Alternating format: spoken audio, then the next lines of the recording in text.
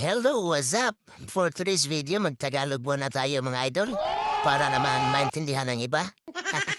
Sa pagkakalam ko kasi, ang pagsasalita ng Tagalog ay may A sa dulo. Sige nga, try nga natin, eh. Galing nga pala kami ng rides nito mga idol, kaya naisipan namin kumuha ng buko kasi medyo mainit talaga yung panahon. Kaya ito, kumuha kami ng karit at nilagyan namin ng tali kasi hindi aabot yung karit namin mga idol.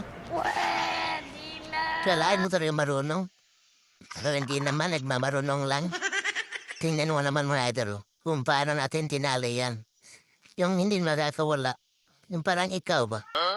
Hindi kasi maakyat yung puno ng buko mga idol kasi walang akak. Kaya ginamitan na lang namin ng karet. Kaya tingnan mo kung sino talagang marunong, eh, hindi naman marunong yan. Nagmamarunong lang. So ito nga pala mga idol, yung ano natin, kasama natin. Yung tagahawak ng karet. At yung mga kasamahan natin dyan, andun sa gilid nagpapalamig. Kasi medyo mainit talaga. Nag-aantay lang sila kung may makuha tayong buko. Kaya puntahan muna natin mga idol. At kumustahin natin kung ano yung ginagawa nila. Okay, let's go.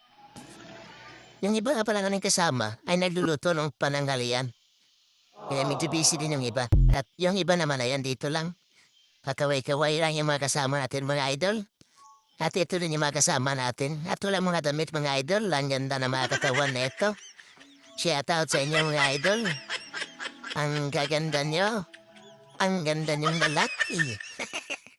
Alright, let's go. So ito na nga mga idol, no? At pabalik tayo doon sa puno ng buko. At tingnan natin kung may makukuha tayong buko mga idol. At shout out din sa ating taga-video, no?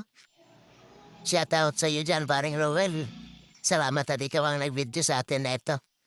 So ito na mga idol at pagtapos na yung ating pagtatali ng karet. Alam niyo mga idol, hindi pala sa kanila yung mga puno ng buko dito mga idol. Kaya wala kaming nakuha.